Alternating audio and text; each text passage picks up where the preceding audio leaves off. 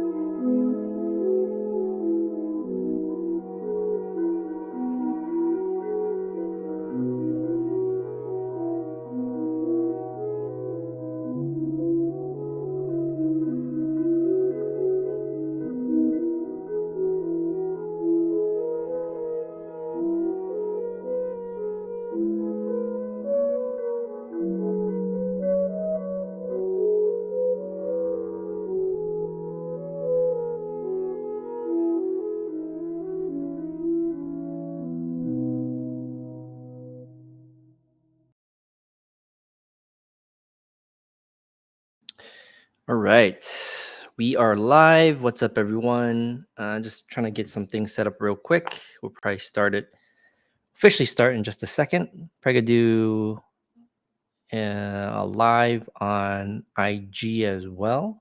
Try to be more consistent with doing that since this one I don't really need to share too much. I think I just answer questions and things like that. So let me get set up on IG real quick and do a couple more other things before we start. I think this looks pretty good. Yeah, here we go. Okay. There we go.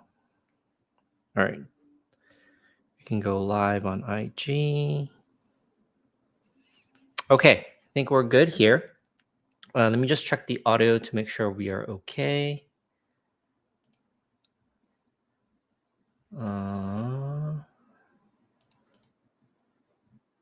Okay, audio looks good. All right, we're ready to get started. So, oops, that's not what I want to do. Okay, I think we're good.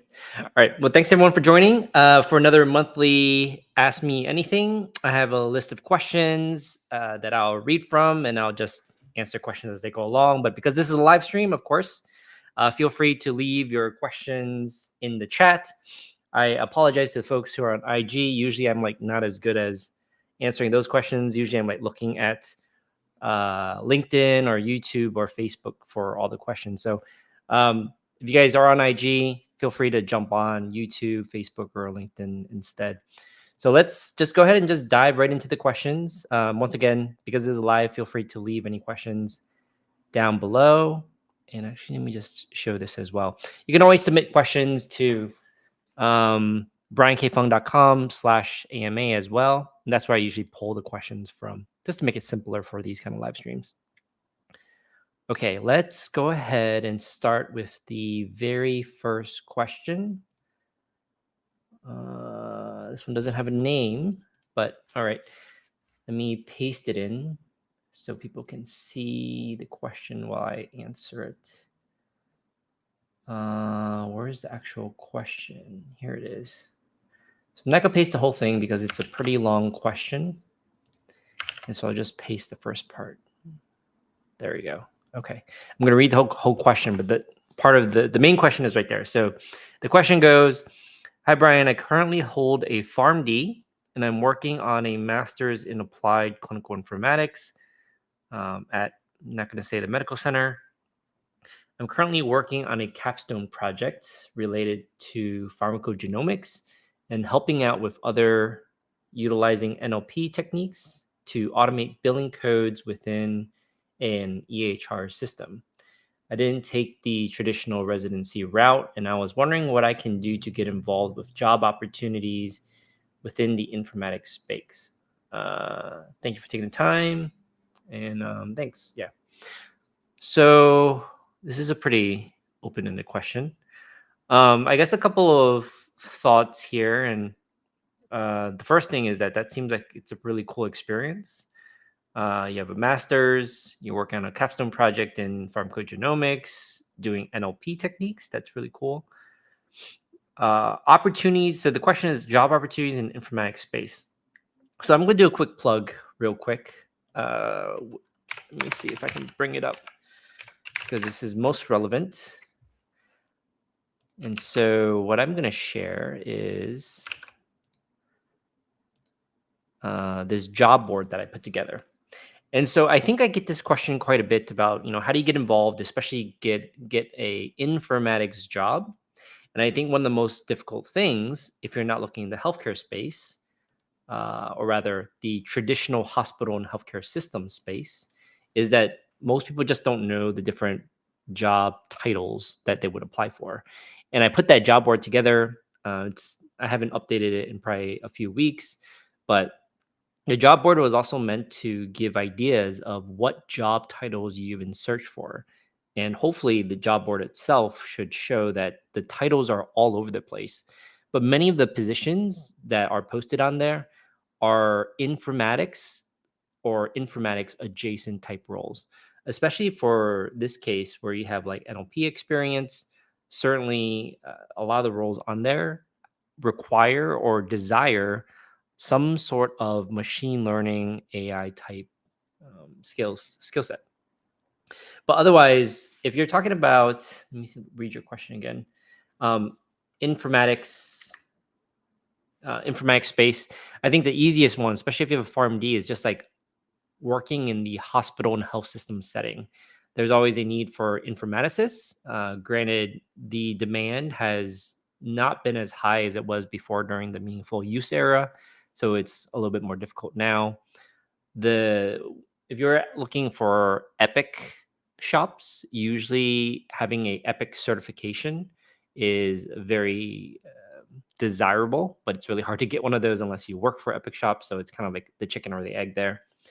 But I think finding a job at a hospital, perhaps doing something related to your capstone, billing, because that's what you were doing, or NLP, and then moving more towards like some informatics space afterwards. So hopefully that's kind of helpful. We'll move on to the next question. Okay. The next one also doesn't have a name. So this one is, hi. Oh, let me post the question so you guys can see it. Let's see. I'm just going to post the main question. Oh, actually, this one looks like it's related to the job board. Oh, this would be good. Okay. So the full question is, I am working as a part-time pharmacist, PharmD, graduated in 2016, and as a full-time data analyst outside the healthcare sector since 2019. Currently, I'm completing my final year in a master's program in health informatics, MHI. I came across your article and was wondering where I might find job or internship opportunities similar to those you've pursued. I've been browsing your job board, but it seems like most positions require more experience than I currently have.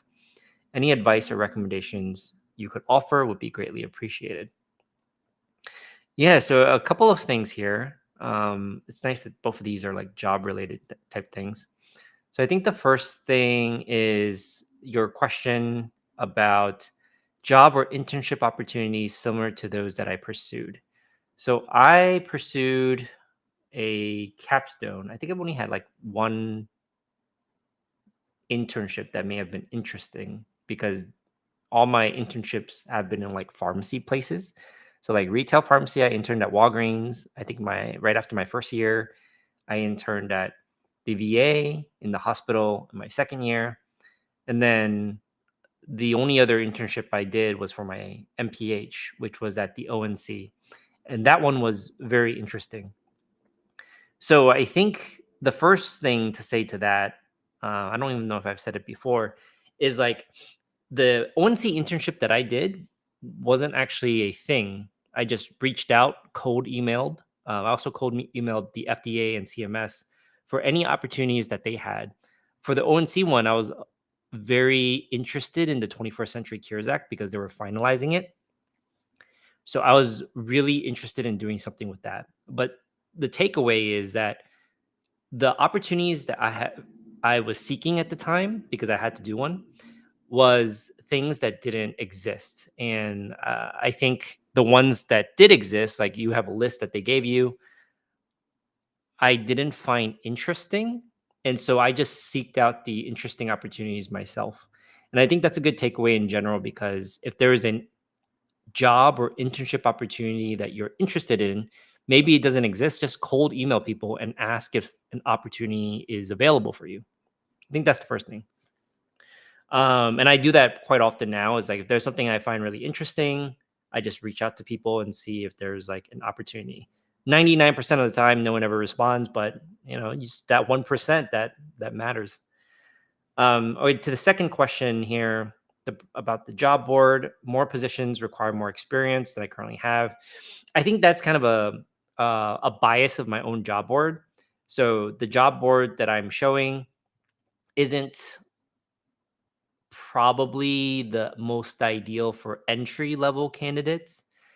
I look at jobs that I'm also potentially interested in, because I think people are fascinated with the role in this space, and so am I. So I'm also very curious, like, what are the different roles that clinicians especially can take in these different industries, be it tech, be it pharma, be it in the federal government. So I think a lot of the roles, I've been a little biased of just like looking at that. I did have a intention of putting more internships and fellowships on there. I think there was like 2 or 3, but I think based on that is perhaps looking at similar titles and roles that don't have like senior in it or something, but use the different keywords that are in the job board to do your own search. And I personally, what I do is usually 2 things. Is the first one is LinkedIn is great, super excellent resource for looking for different jobs. So go on LinkedIn, type in certain keywords. That's how I came up with part of the job board, is like looking for things like informatics, but also looking for the things that you would actually really care about. So I really like standards. So ARC, Norm, Loink, Fire, SNOMED, all those different things, I type that in as a keyword. So it's not a title that I'm looking for. It's a keyword in a job description. And LinkedIn does a pretty good job of finding those type of jobs. So that's the first thing I do. The next thing I do, actually, I think is a recommendation from Dennis way back when, was there are probably companies that you gravitate towards that you really like. Because I'm in more of the tech space, I assume many people are, for whatever reason, very excited about like the FANG companies, your Facebook or Meta, your Netflix, Apple, Amazon, Microsoft, and Google. So if there's a company you're interested in, let's say it is Amazon, I would suggest not going on LinkedIn, but rather going directly to Amazon and browsing their job boards there. And what I find is that not all the positions from some of these companies make it to LinkedIn. And then sometimes you find more updated positions and roles at the job boards themselves. So the job boards are great, like LinkedIn or even the one that I created, but going directly to the company usually is most ideal, because not everything makes it to a job board. So to answer that question, I would suggest doing those 2 things. Using keywords when you're searching, not necessarily a job title, because it's really, the job titles are all over the place. And then 2, going directly to the companies you're interested in working for, and then just doing your searches there. Okay, so that's that question. Let's move on to the next one. Okay, no name on this one either. This one's a pretty, oh man, this is actually a really long question. Let me paste the part of the question. Where did he ask this question here?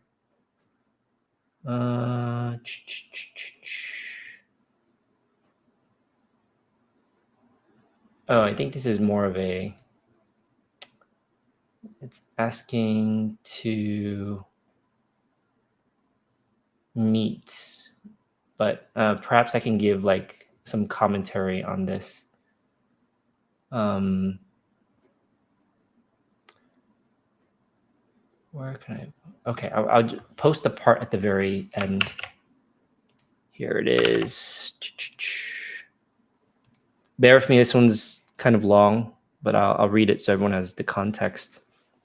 All right. So this question goes, "Hi, Brian. I hope you're doing well. It's a pleasure to meet you virtually. I've been following your YouTube channel, and you've definitely got me hooked on fire. Plus 10 to that. Trying to get more people on fire. That's great. I am an engineer with a master's in healthcare administration and certified AWS solutions architect. However, your excellent explanations on fire struck my imagination once again. I recently relocated from Nicaragua.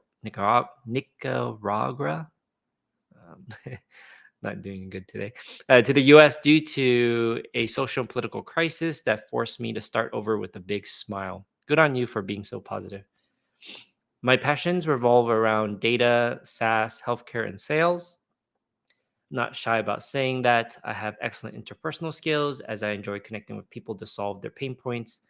I have experience creating solutions and selling them, but I still need something to help me land my next great job and take my career to the next level. Your great advice will definitely help me figure out if fire is a great for me currently. So yeah, it's not so much a question, I guess, just a general commentary. It seems like you have a really strong background. So engineering, master's in healthcare administration, certified AWS solutions architect. Um, Fire is, I think, a very strategic move um, for many people. So a couple of things to say about that is the 21st Century Cures Act back in 2016 is the legislation that really set all this um, going. And in 2020, both the ONC and CMS finalized their interop rules. And there's big parts of the interop rules, especially from ONC, that makes fire a very strategic move. And the reason why is because of things like TEFCA, which technically didn't go live until 2024, or rather December 2023 to be exact. TEFCA, there's US CDI, there's APIs, there's the certified health IT programs, and then there's FIRE. And then one other thing is like information blocking. So all of these, maybe I should elaborate on each one of them really quickly. So TEFCA is basically like a single on-ramp. So think about whenever you're exchanging information with a system to system. So you're a hospital A, you want to exchange information with hospital B, or maybe a pharmacy or insurance. You have to have like some agreement, like a legal agreement. It could be like a business agreement, a data use agreement, whatever. TEFCA removes a lot of that administrative burden, where if you're caring for a patient, and if you're part of the TEFCA network, it's a single on-ramp where you sign up once and you basically have access to all of these other entities that are part of the network, which is really nice. So if you're treating a patient, you don't have to go around calling everyone and getting all the necessary requirements to gather their information. So that's what TEFCA is. I'm part of TEFCA. In December 2023, they laid out the roadmap is to exchange data eventually. I think it's maybe about by 2026 or something. Don't quote me on that. In FIRE. So TEFCA is pretty big. FIRE is part of their strategy. FIRE is a strategic move. US CDI largely informs the minimum data elements that are required to be exchanged, and they feed into US Core, which is thought of as the minimum data you exchange for a FIRE resource. And it's a set of profiles that they lay out. And many of the entities that fall under the purview of cures must adhere to that. And so again, FIRE is behind a lot of this. So there's that. And then there's just generally FIRE R4 is mandated in a lot of the sharing. Whenever you're sharing data, you need to share using FIRE and APIs. There's also information blocking, which I think is the main teeth behind this. So if you don't share data, you are considered blocking information. And if you don't do that, it's $1 million per infraction. So that's kind of like the teeth behind it. And all of this kind of plays in together. A big one, and I think it's more of a, I don't know if it's necessarily confirmed, but I think it's more or less clear. There's a lot of people suggesting, especially back when HT1 came out in December 2023, that TEFCA was a means to avoid, like basically if you sign up for TEFCA, you won't conflict with information blocking. It's like it kind of waives it. I think it's called a meaningful exception or something. I don't remember what it was. But there's a lot of people that was talking about that when TEFCA officially went live in December 2023, that the incentive to join TEFCA was that you don't block information. And so that's a huge incentive. And because TEFCA eventually will require everyone to exchange data on Fire, again, the big thing is just Fire, I think, is a very strategic bet. If you're a healthcare professional or you're a technical professional, which Fire is definitely more targeted toward technical people, I think investing your time and efforts in Fire is certainly a very strategic move. I don't think it's as high in demand as I would like it. I see a lot of positions that require Fire, but probably not as much as I would have expected as of yet. But it's getting there. It's getting there. Anyways, that's probably a more than it's a very long-winded answer. So we'll move on to the next one. Okay. Thanks for the question. Let's move on to another question. Okay, this one doesn't look too long. Well, actually, it is kind of long. Let me just ask the question part. Okay, I think it's just like one question. So let me add this here.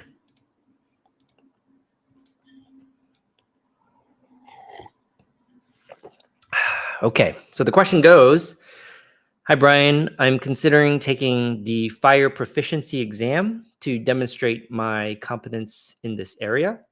However, I recently learned that HL7 is planning to launch a new certification program. That's correct. Given this upcoming development, I find myself at a crossroads. It sounds like a story. I like it. I'm unsure whether I should proceed with taking the Fire proficiency exam now or wait for the HL7 certification to be launched. Considering your extensive experience and insight in this field, I would greatly appreciate your guidance on the matter. Do you believe it would be advantageous for me to pursue the current Fire proficiency exam, or would it be wiser to wait for the HL7 certification? Your input would be invaluable to me as I make this decision. I'm eager to hear your thoughts and recommendations. Yeah, this is a great question. I imagine there's probably a lot of people that have this question as well because of the current situation that you just kind of explained. I have a couple of thoughts, but I think it's a little biased towards my own personal values. And the most prominent of those values is that I don't have any issue with spending time and resources on furthering my education and knowledge. And maybe that kind of insinuates already what I'm going to say. So I put a high value in investing in myself, especially when it comes to like education. So what I'll say about this is I knew this was coming. I knew that the new Fire certification was coming, and I decided to register for the Fire proficiency exam anyways. And there's a reason for that. I think the first one is that the Fire certification exam, well, a couple of things. I actually took the HL7 Fire R4 proficiency review course from HL7. So it kind of prepares you for the R4 exam. It's a month-long exam, a month-long course. And I think when it comes to just exams in general, whenever you finish like a review course or you finish reviewing the materials, you probably want to take the exam when it's most fresh in your mind, right? So logically, it made sense. If I took a course, that I'll take the exam right after. So I registered for the R4 exam after the course end date, something like that. So I can be as well suited to take the exam as possible. With that said, HL7 just released their exam when I was taking the course, and they offered the very first opportunity to take the pilot exam. So that new certification in April, the month of April was the pilot exam window, and they offered it for the first time. And it's like, in my mind, if I'm taking a course I'm preparing to take this exam, why don't I just take the foundation exam, the new foundation exam, anyways? Because like I'm already preparing for it. So just logically, all of that made sense. And I think the other thing is when it comes to learning fire, like yes, a certification is great, but I think there's a higher value in just actually knowing the material. And I think the best way to learn a material is active recall. So, with that said, any opportunity I see for taking exams or taking an assessment, I usually take because I figure if I take the R4 exam, that it will help also prepare me for the foundation exam, which, if you didn't know the difference already, too, the R4 proficiency exam, which will retire December 2024, so just in a few months, that's a proficiency exam in that it's just kind of like strict memorization. You either know it or you don't. It's not really about your experience, which is very different from the new exam that they're offering, the HO7 Fire Foundation exam. I did a video about it a while back, so you can look at the video. Actually, I'll just post it on here. Fire Foundation exam.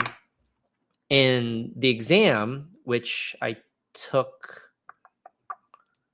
I think the week after my R4 proficiency exam, I actually thought was a really, really good exam. I can't talk too much about it because you sign papers and stuff, but I thought it was a really good exam, good assessment of fire experience, which is what that exam focuses on. Compared to the proficiency exam where you're just straight memorization, if you have never worked with fire, or have experience with fire, you'll probably fail that exam. That exam is very similar to it's really assessing your experience.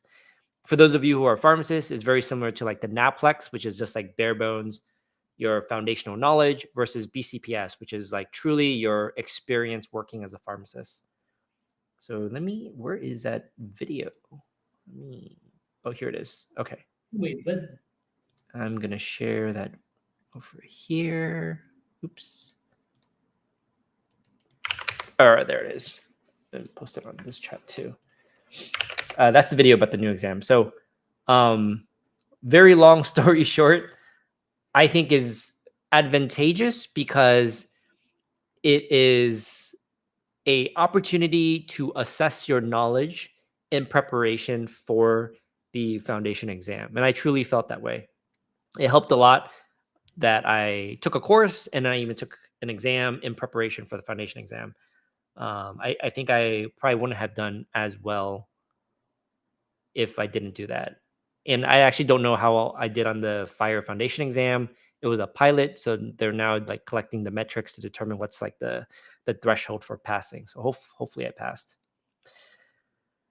Okay.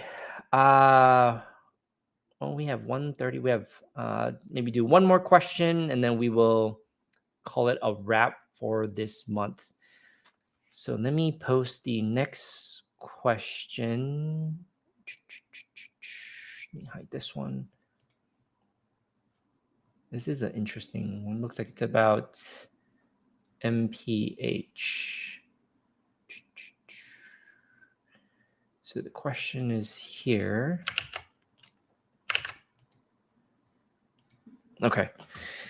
So this question looks like it's about a video I did about my letter of intent.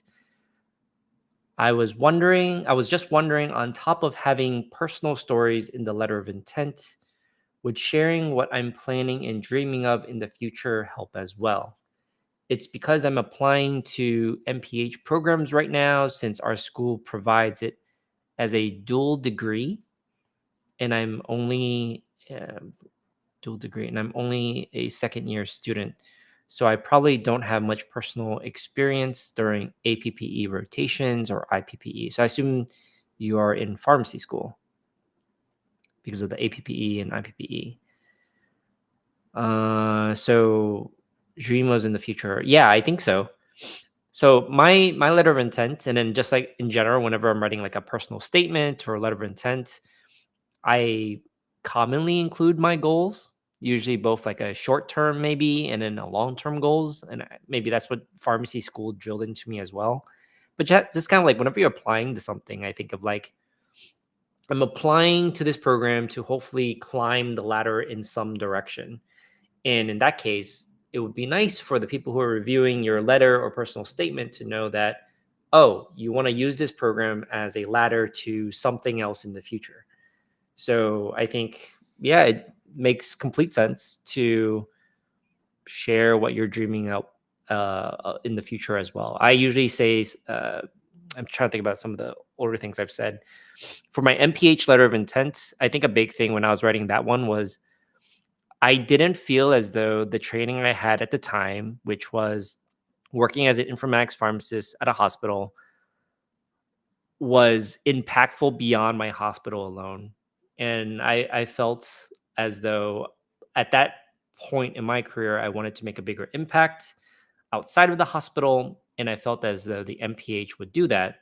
And in telling that story, I also shared my long-term goal would be to basically be able to benchmark infectious disease data across the nation. I'm a very huge fan of antimicrobial stewardship.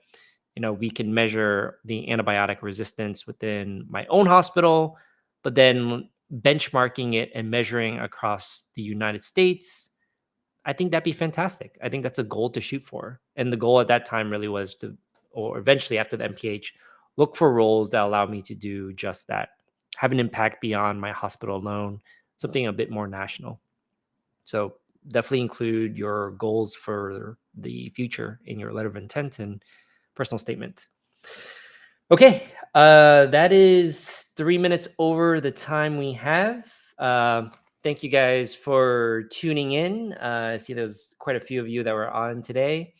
Kind of shy though. No one was asking any questions live. So if you guys do have questions that you want to send to this list that I read off of, definitely go and check out. Where is the thing here? You can submit them again to briankfung.com/AMA. All right, guys, thanks for tuning in. Hopefully this was helpful, and then I'll see you